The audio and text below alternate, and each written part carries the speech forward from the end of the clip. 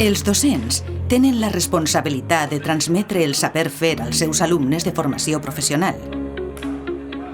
Però quina és i quina hauria de ser la formació i la qualificació d'un docent de la formació professional? Hi ha una formació específica.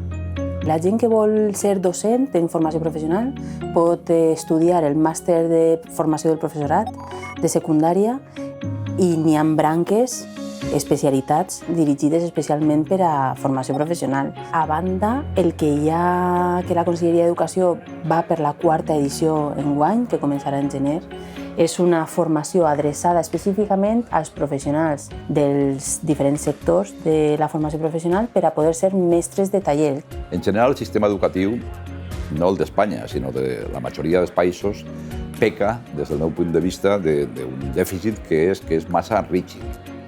Quan ho parlava abans, per exemple, en formació professional, la norma general és que tot el cicle formatiu siguin 400 hores que es fan en una empresa.